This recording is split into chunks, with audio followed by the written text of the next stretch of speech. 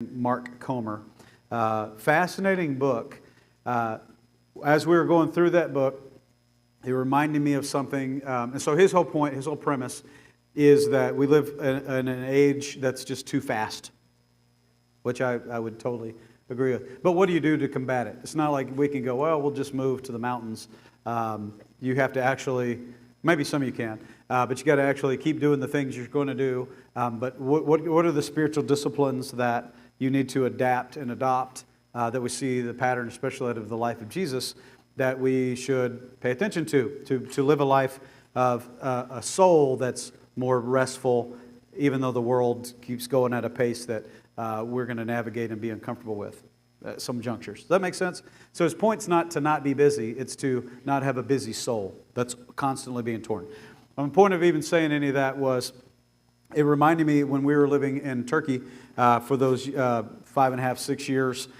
It was something that we had to combat often, was this idea that living in a place that was vastly lost.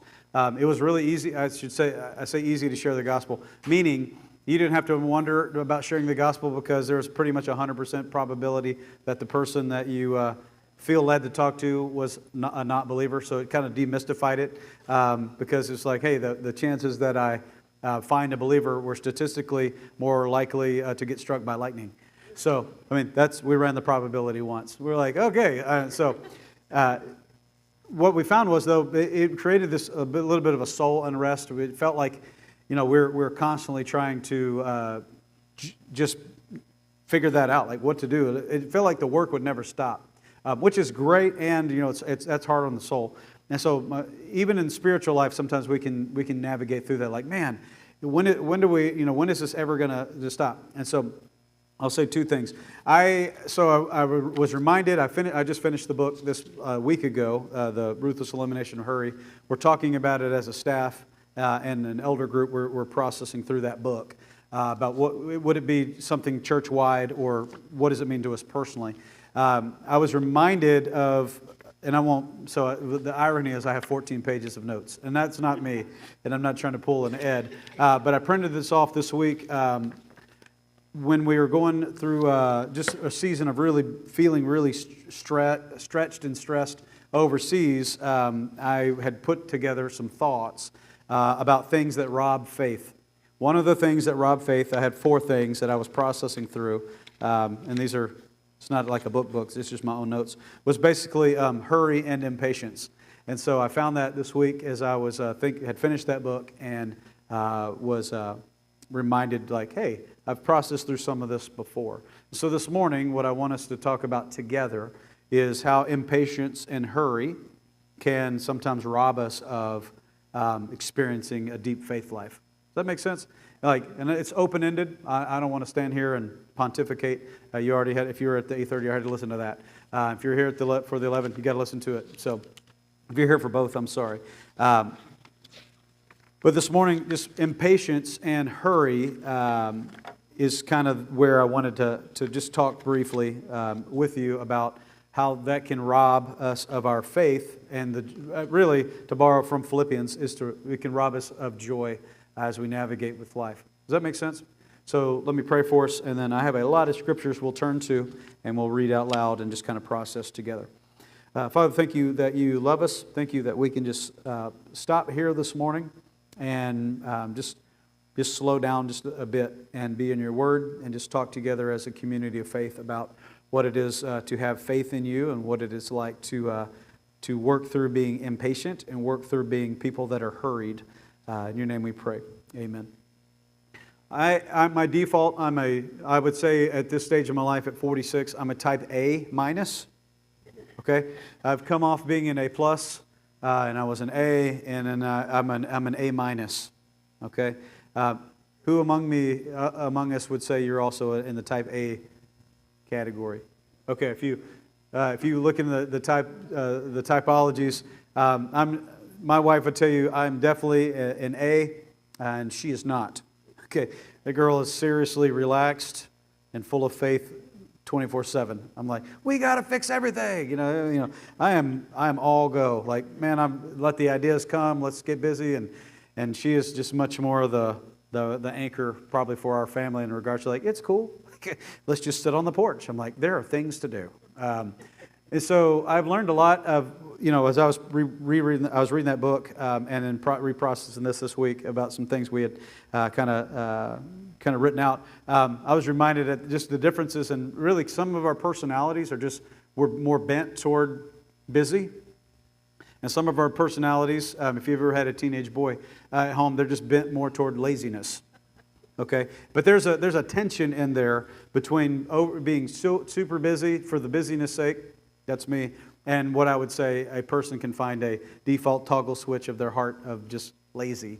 But there's a tension in there because I think I grew up in an era, or with a dad, who was like, if you weren't busy, you were lazy. Okay? I mean, I don't know. Yeah, there was no tension in that. Does anybody, y'all grew up in the same household or no? So I grew up I was a good child of the 80s and early 90s. Okay, most of my teenage years were in the late 80s, early 90s. And so it was just a really interesting time for me to grow up in this area. So, I grew up in Burnett, went to school in Burnett, and then we moved when I was a freshman to the big city of Lomita, okay, which is right outside of Lampasas. Okay, I'm from this area, but it was just one of those things. The pattern of life I grew up with was if the sun was up, you're up. Okay, and the TV's off, and there's work to do. And so I think I adapted a lot of that in my soul. It's just, I call it a good work ethic, is what I would call it. Okay, that's what I would say. Now, what happens is that feeds an unhealthy part of me that I would say is, if I'm busy, I'm actually productive, and if I'm productive, I'm actually worth something. So I can go down that trail of my own heart pretty quickly. Does that make sense? On the other side, it's hard for me to relax sometimes because I think in my head, I can still hear my dad and my grandpa and my great-grandpa like, get up, sun's up, you got to be busy. Like if you're just like sitting there listening to the birds, enjoying coffee on the porch, there's work to be done. And I'm like, man, if I'm not doing work, then I'm not being productive. If I'm not productive, I'm not worth anything. So that's just my own journey. That's been an interesting, again, the word tension. This has been kind of like a push and pull through my life of this. Is that tracking? Where would y'all say you guys fall on? Anybody want to jump on that grenade? Like, where are you at on that spectrum of, like, is your default switch like, hey, I've got to get motivated in the mornings, or like, hey, I've got to figure out how to calm down?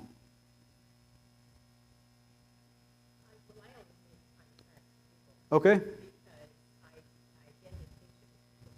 Sure.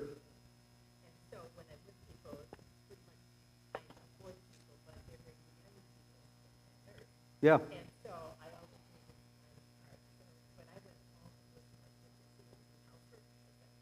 away, I used to sit down and cry for a while. Otherwise, I'm going to cheer with his head off.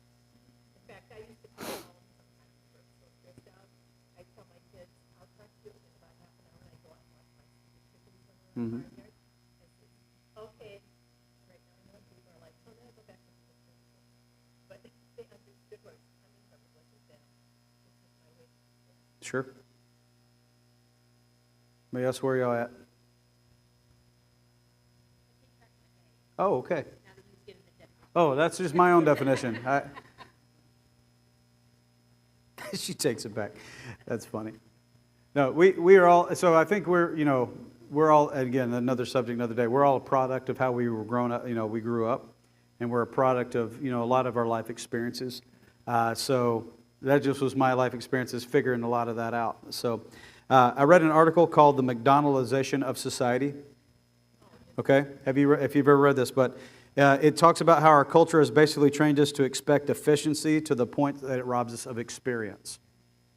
Okay, and so that's my thesis this morning. Okay, I got a lot of verses I want to dive into. So regardless of how you're wired, one of the priorities our world holds is efficiency. Like, right? Anybody? I remember so much about life, and so I just told you my thoughts are coming. I come slow in between services. I don't know why. It's just the way it is. So I did a funeral in Mason, Texas this week. So anybody been to Mason recently? So Mason, you go back 50 years. Basically, you leave Liberty Hill from Starbucks, which I had, Starbucks somewhere, which some part of our society is great, okay? But I left and headed back, to Mason, and so Dan was with me. Pastor Dan's from Chicago. Don't hold that against him. And so we were talking on the way there about like, hey, if you could choose anywhere to live in your retirement, where would it be? And he was like, oh, I'd have to live in the suburb of a big city, which I was like breathing in a bag just thinking about that. I was like, oh. He's like, how about you? It's like, oh, like I'd be on acres with a little cabin and nobody would be around. I mean, in a mountain somewhere, like I wouldn't have to interact with anybody. I mean, except the people I like, right? I would just like, that just, in my mind, that's just like, that's me. Like, let me just work a piece of land. Let me just be in charge of like getting the wood for the winter and the water for the thing. And that's, to me, that is ideal. And Dan was like, oh my gosh, I need softer wood or a wood splitter. Thank you for that, Deborah. The tension. And so we drive into, so we're having this conversation, and I'm telling Dan, because Dan has never really been out of, when he thinks about Texas, like he thinks Liberty Hill, Cedar Park, Austin, Pflugerville. And I've been telling him, like, man, most of Texas is not like this. And if you're from here or not from, outside of, like, or you remember a time when things weren't just so busy, we were having this discussion. And so we drive into Mason, Texas, and he's like, where are we? Like, this is crazy. This place is like Mayberry. And so we drive into this little First Baptist Church, where First Baptist Church Mason is, which that church has been around 150 years. And so to me, I'm like, yeah, this is where I grew up. And Dan's like, well, oh my gosh, there's chickens in that person's yard. That guy's got goats. It's like, yep, this is Texas. All right, here we go. But we drive to these houses that were probably 2000. They're just rows of them. And all of them, what was fascinating, have a huge front porch. Okay? And Dan, to his credit, was like, that's weird. Their porches are on the wrong side. The wrong side. They faced out. He was like, porches should face your backyard. I was like, I said, okay. And that was a fascinating discussion on the drive home about where porches should be. Okay, porches should be like where the reason we had porches on the front were together. Like you could be sitting on your porch Saturday afternoon, Saturday, evening. The expectation was people could just stop by. You got Bluebell. My grandma and my mom, they always had something ready just in case somebody stopped by. Think about how weird, not maybe for y'all, but think about how weird people younger than, 40, how weird that would be to say you need to have something ready just in case somebody stops by. They'd be like, why? What are you talking about? I didn't invite them. It's not scheduled out. And so we started talking to this point of our culture's basically trained us to expect efficiency to the point that it robs us of experience. And so again, if you talk to somebody, who's the youngest person in here? Is that how young are you guys? How old are you?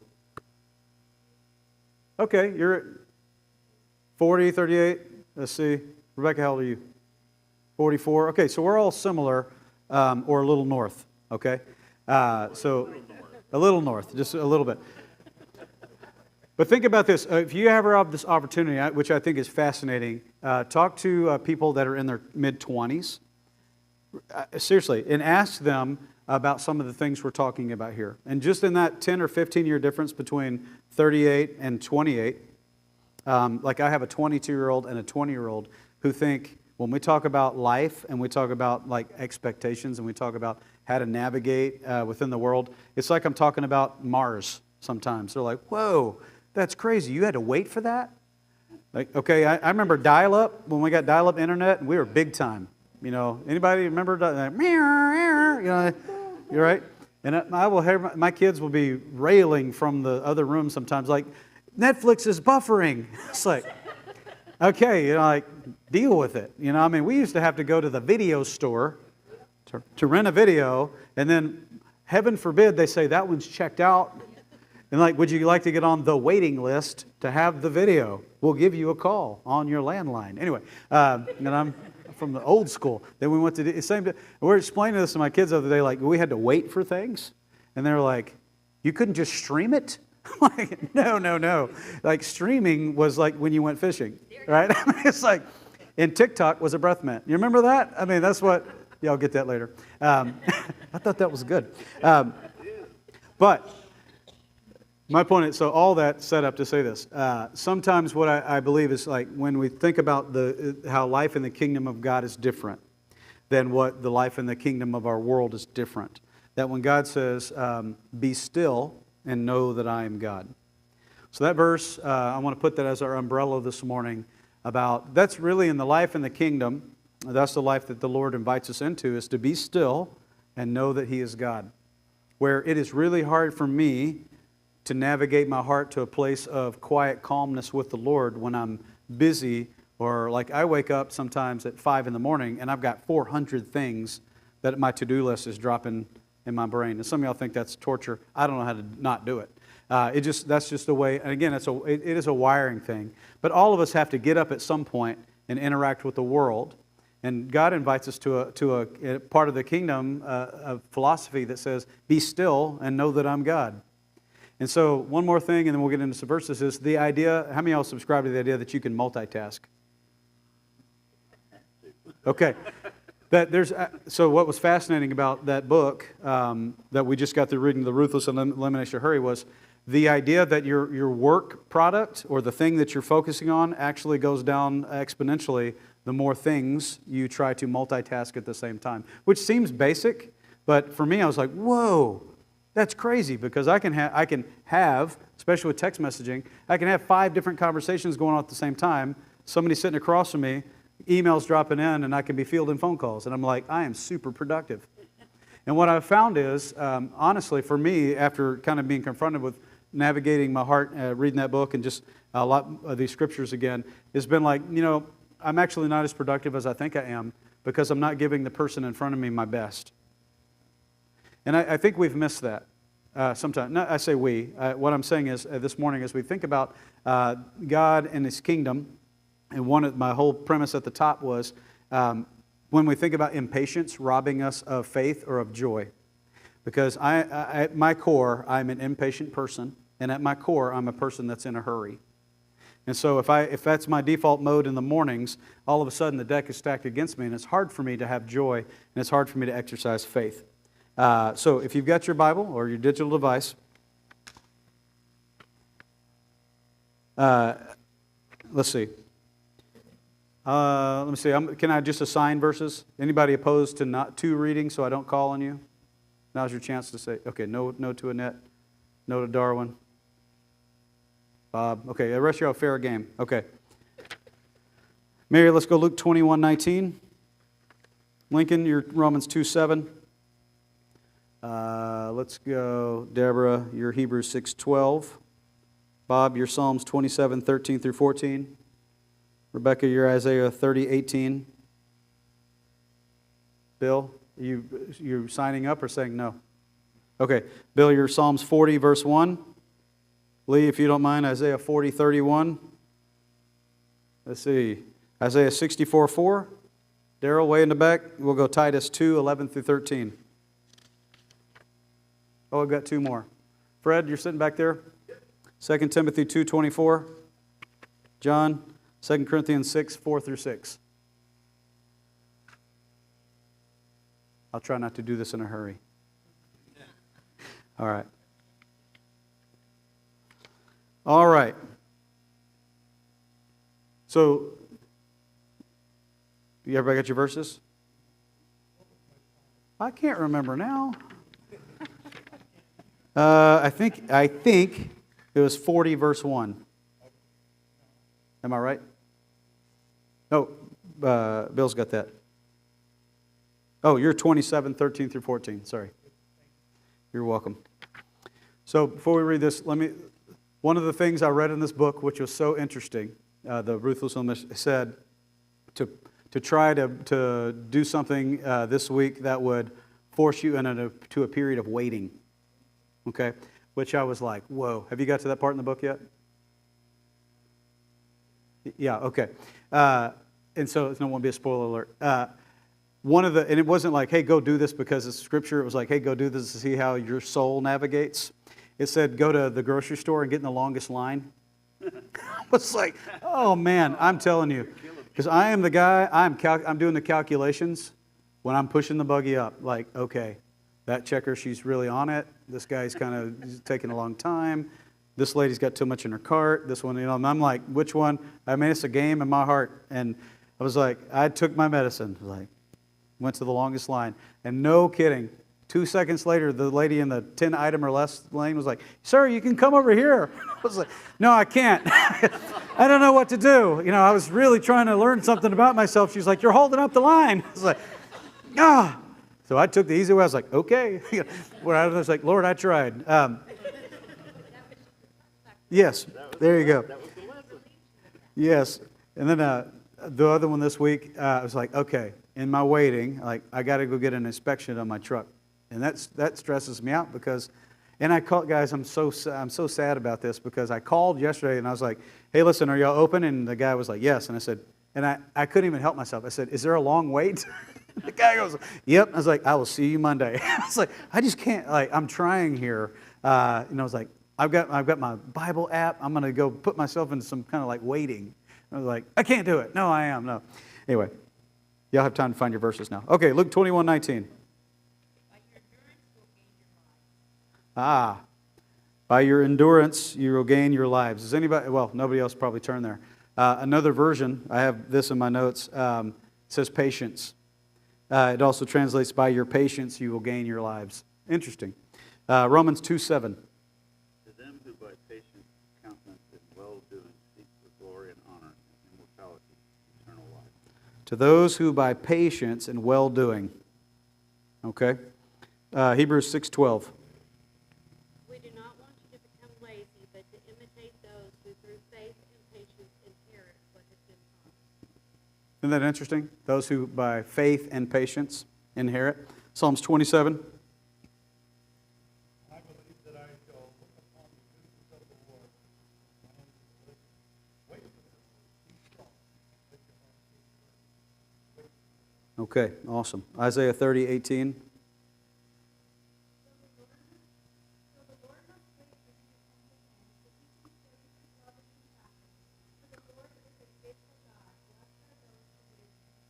Great. Psalms 41.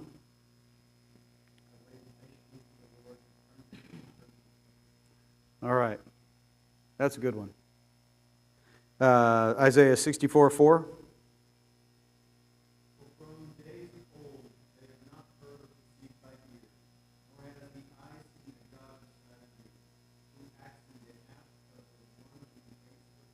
Awesome. Titus 2:11 through 13.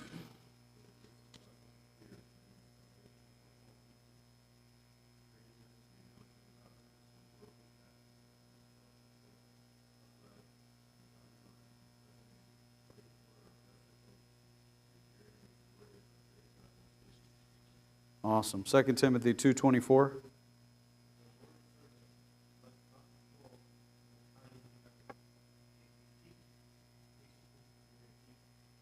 Boy, does that not sound like 2022? Patiently enduring evil. 2 Corinthians 6:4 through 6. 2 Corinthians 6:4 through 6.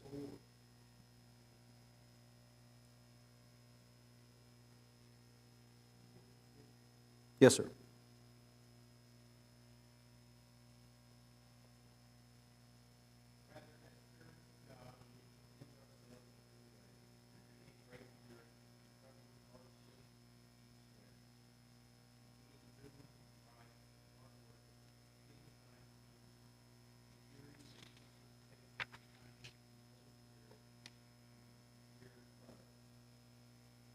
That's good. Thank you.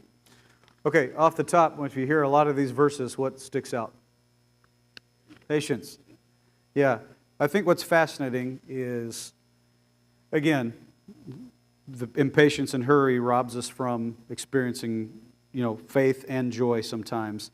But I think what's fascinating is it's an Old Testament principle and it's a New Testament principle.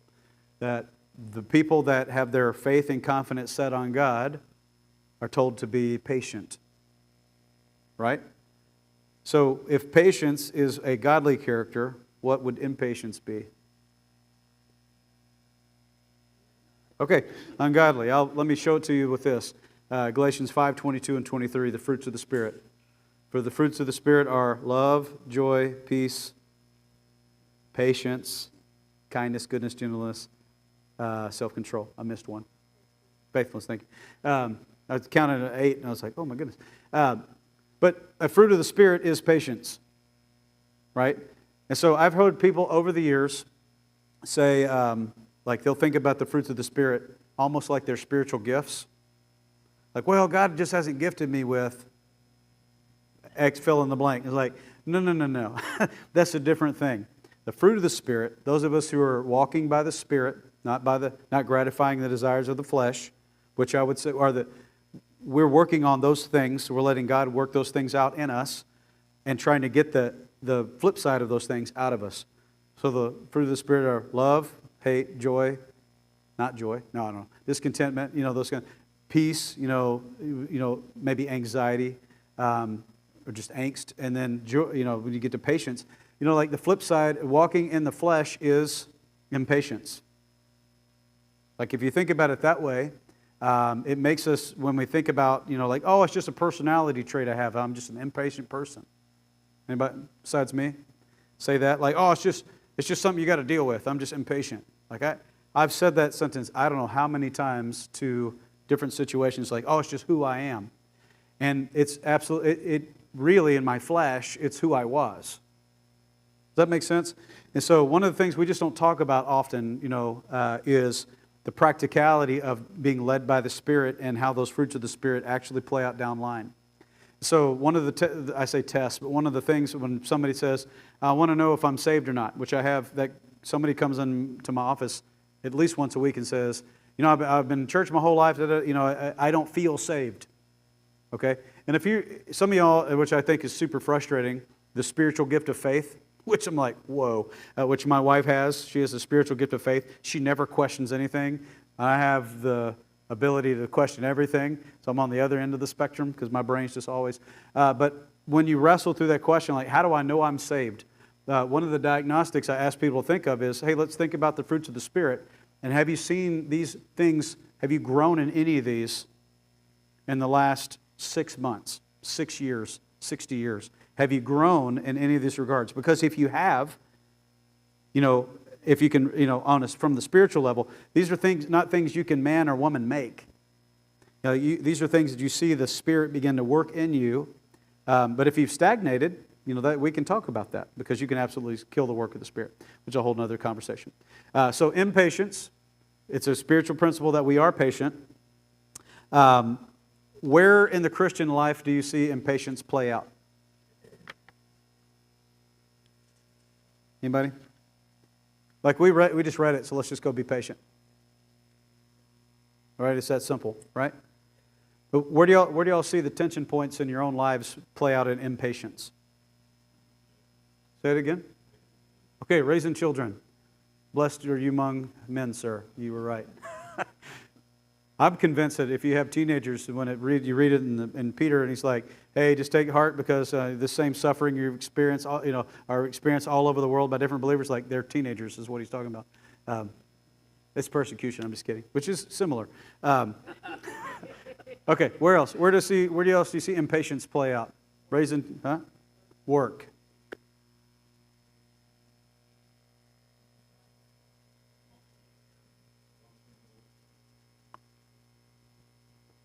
You need a raise. I do. Thank you. I will keep my water. Thank you. I'm going to make it through the 11 o'clock. Sorry. That's a good point. Where else? Does anybody ever get impatient with politics? Okay. I mean, that one hit close to home, right? It's like, oh. Driving. Okay, driving. But yeah. I think. Say it again. Okay, yeah. That's a great one. Yeah. Answer to prayer.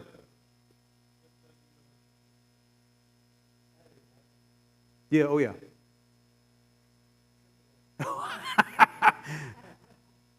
I hope you made your own lunches. I'm playing. AAA, I like that. Mm-hmm.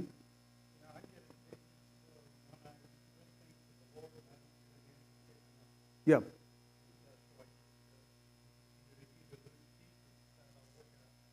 Yeah. So I think what's interesting, at our, probably the life experience age in this room, I think our youngest was 38, okay, and above. Again, we would have a similar topical conversation. If you want to stress some 20-year-olds out, begin asking them questions about this stuff. Like, hey, what would it look like if you could put your cell phone down for 2 days? I did. So told my kids, my 22-year-old, my 20-year-old, which I still pay the cell phone bill, so I own them. We had this very real conversation this summer before my daughter was moving. I was like, hey, I really want to go spend the day with y'all. And they're both like, get the essentials. They're packed. We're going to go on a long hike together. We are all outdoorsy. Water bottle, hat, blah, blah. They both like phone and the little extra battery thing. I was like, okay, let me help us all out. We're going to go in the gun safe, and everybody's going to put your cell phone in there. And you would have thought I said, you have 2 minutes to live, and all the oxygen is getting sucked off the planet. Because they looked at me like, you can't do that. I was like, oh, I can do that. And so you can do it the easy way, you can put them in there, or I can just go on my little app here and just turn your service off. It's like, y'all's decision. And I said, you get 2 minutes. They were texting people like, it's okay. Just know that if I'm not posting on Instagram, I'm still alive. My dad's just a mean guy. He's horrible. And so I made them put it in the thing, and I was like, we're going 24 hours without any of us touching our phones. And you would have thought, again, like they have not eaten in a week when they got home. And they were counting it down. Like, you said 24 hours. Like, you want to go 1 extra minute? No, we can't handle it. But the point is, like, when we navigate this about impatience, we all have touch points. I know I pick on technology, but I'm one of the worst offenders in the world about it. But we all have different touch points that key in on when our heart gets like impatient toward a situation. Like some of us are going to be like, oh, if that happened, no big deal. Like right now in this season of life, traffic doesn't stress me out at all. Like, I don't know why it's something that God removed, because a year ago I thought everybody was idiots and, but it's just something God has really worked on my own heart. And I still have other tension points, but we all have to navigate through these things about impatience. So let me, really quick, let me give us 3 pathways, what I wrote for me, 3 pathways for cultivating patience. Just something, I'm just going to give these to you, bullet point, 1, 2, 3, something for you to think through. I'm not going to preach a sermon. One of the things for me, and again, these are just things I wrote down for me and I try to go back to, is to remember what I'm waiting for. Okay, if I truly believe that my heart is set, that God is sovereign, and that Jesus is at some point going to come back, and then while He's waiting, which is another source of impatience, and so a lot of the New Testament is written toward like, while you're waiting for that, you need to think about this, is remember what we're waiting for, okay? And so when I remember what I'm waiting for, that God at some point, He will redeem this whole thing, which we'll say we talked about Revelation briefly. That was it. Okay, that at some point, we're going to have a millennial kingdom, and God is going to restore, so what I believe is God is going to restore it back, the earth back to original. Say He's going to push reset and say, this is the way it's supposed to be. Now y'all can live on that and take care of it. And so we're going to see this thing. And while we're waiting, we have to figure out where our heart is with this. And so what I got to remember is, what am I waiting for? If I truly set my heart and hope on Jesus is true to His word, He's the same yesterday, today, and forever. He doesn't make promises He doesn't keep. That at some point it will all be redeemed and all this thing is going to be restructured and He's going to be the King of Kings and the Lord of Lords. I'll say for me, so I'll say this for myself. A lot of things politically lately, I disagree with a lot of them. Yet, what I can do is look at what Romans says, is I need to pray for those who are in authority over me because that's what I'm supposed to do. Well, how can I do that? For me, it's ultimately, I know that all through the Old and New Testament, that God is the one that establishes borders and territories and kings and governors and all these things. And He allows things to happen for only ways that only God knows. And if I truly believe in that, I can be patient. I can grow in my patience because I'm waiting for something. Does that make sense? Like, I'll break it down easy for me is normally I get hangry. Anybody know what hangry means? Okay, it means I'm hungry, then I turn angry. I just don't, I like to eat. That's just part of it. And so I eat lunch at 11:30 or noon, like every day. Like, I'm hungry, let's eat. We set meetings up around lunch. We do this thing. For whatever reason, on Thanksgiving, I like, if they're like, hey, lunch is at 2, I'm like, I'm down for that. Because I'm like, I know that table. Okay, when it's fully loaded, and I won't even eat. I won't eat the afternoon before or the day that morning of. I'm like, I'm waiting, because I cannot wait to have it all loaded there and just be able to enjoy all these things that we only make one time a year. Which, that's bizarre to me. Why is green bean casserole just a one time a year deal?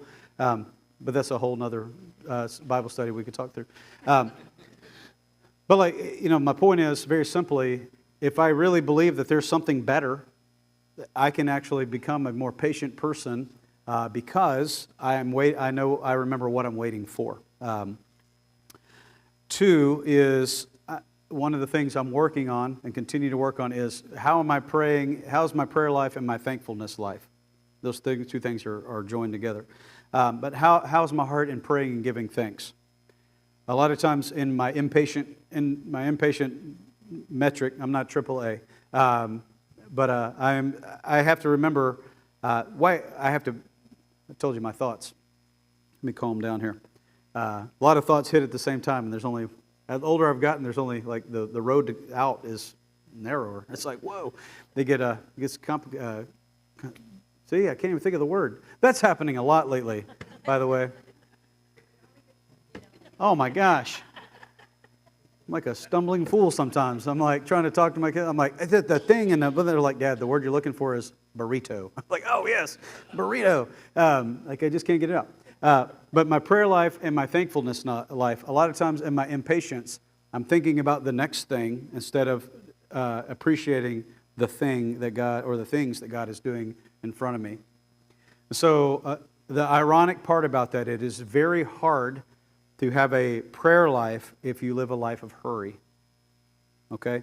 If you're an impatient person and you're like, when God says, be still and know that I'm God, me, a lot of times for myself, it is, I don't want to say it's impossible. It is very, very, very difficult for me to calm everything down for more than 15 or 20 minutes.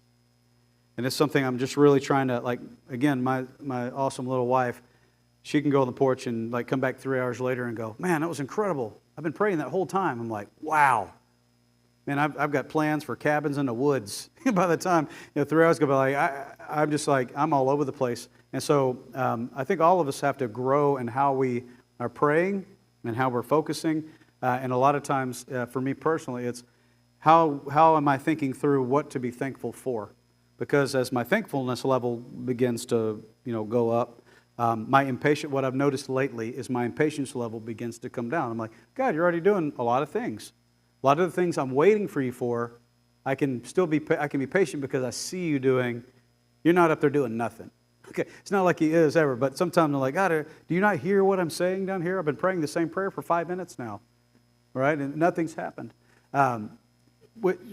Right? And so sometimes it's 5 days, sometimes it's 5 months, sometimes it's 5 years, sometimes it's 50 years. And again, that's a pattern in the Old Testament that you see God wait for things, and you see a pattern in the New Testament that God waits for things. And I love that the idea here that why did Jesus come on the scene when he came? Right? They had been looking for the promised Messiah for thousands of years, and then specifically hundreds of years through the major and minor prophets. Why did he wait? And he says, in the fullness of time, God sent forth Jesus, born of a woman. In God's time, in the fullness of that time. And a lot of times in my prayer life is I have to wait. Remember, God does things in the fullness of His time, not Tim's time. He waits for things. Here's a freebie. It's coming soon in Philippians, but this phrase, this thought, is God is just as much interested in doing the work in us as He is through us.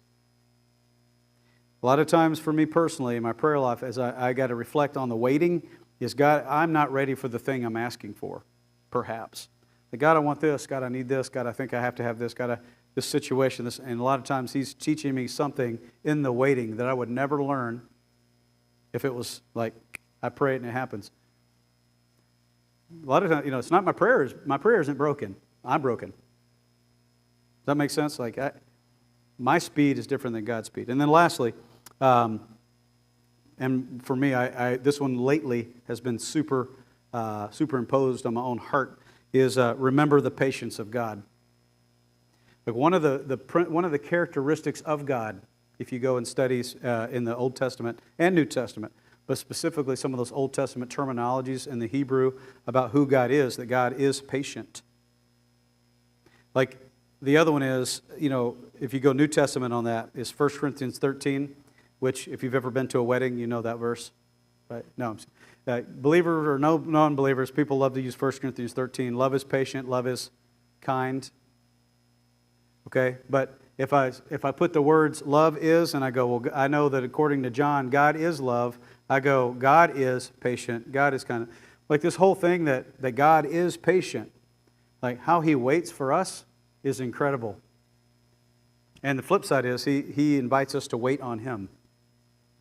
So story after story after story after story in the Old Testament, when people didn't want to wait for God in battle, you ever read some of those? Like, hey, we're just going to do it our way. They just get smoked. They're just like, they're done. And God's like, you should have waited for me. And sometimes if I remember that God is, in His patience, when I remember that that's His characteristic, and that a part of my sanctification has become more like His Son Jesus, as I become a more patient person, I am inherently becoming more Christ-like. Does that make sense? And so, those times that are tension points and my heart interacts with the situation, lately I've been trying to think through, what is God trying to teach me in this? And I know it's cliches if you grew up in a child of the late 80s and 90s, but what would Jesus do in this situation? Like, how would He interact? And it's fascinating if you look through the Gospels and you go back and look, how did Jesus interact with people?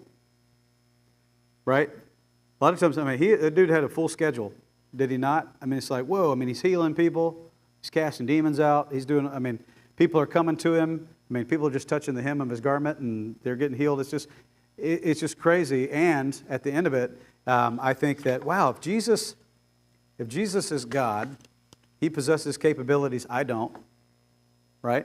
He's living the human life in a perfect way. He's about to make atonement for sin on the cross. And yet He gets to the end of some of these weeks or some of these days and says, I have to just go off and be with the Father. Where, again, I go, my type A personality says, you could schedule more things, right? You could, surely, you're Jesus. And the pattern of Jesus is, one, he always spends time with the Father. Two, He always has time for the person that's in front of Him. Does that make sense? It's like, I look to Him and go, okay, if I know God is patient, and then I know that Jesus the Son is patient, and I look at how Jesus interacted with humanity, you never see Him brush off anybody and go, hey, we'll talk about that later. Get with Judas and he'll schedule you. I made Judas a scheduler on purpose. Right? Anyway, just all this morning, food for thought, is impatience and hurry are the antithesis sometimes of joy and having just peace and confidence in the kingdom. Because, again, we're wired, we're taught, you can have it now, you can have it fast, you deserve it, all these things, and the kingdom of God is completely different. So, final thoughts, anybody? Are like, nope, we're done listening to you? No. I was thinking of the 2 Peter chapter 3 passage regarding the patience of our Lord and salvation. And I was thinking about how God's slowness is a work of salvation. That's right. And not just granted faith salvation, but a complete work of salvation in us. That's true. I like that.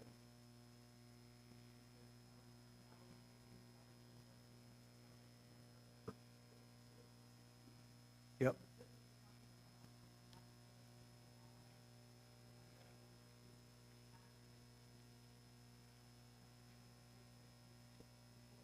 Right. That's a good verse. So is that one. Yeah. Anybody ever come across that one? Work out your salvation with fear and trembling.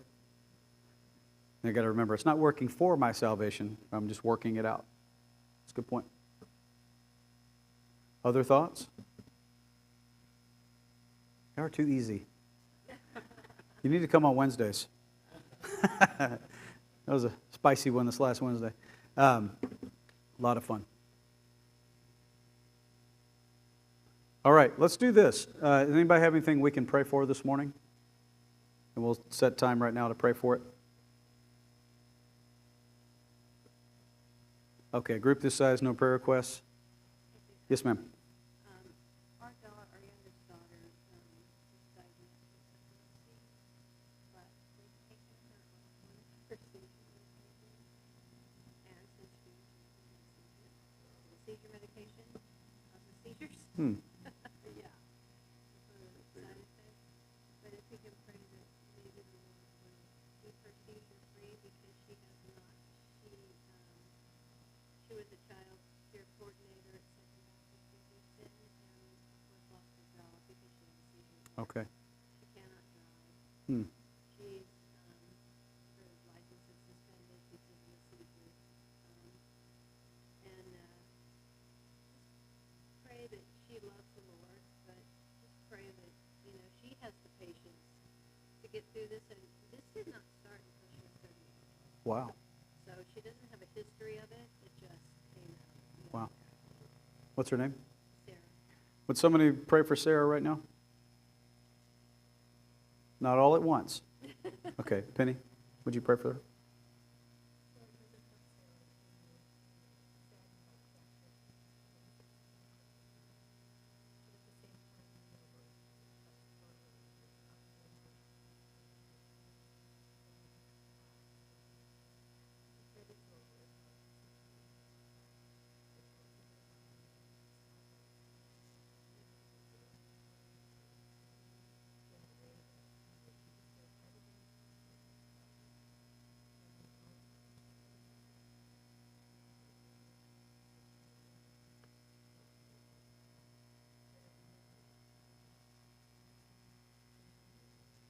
Amen.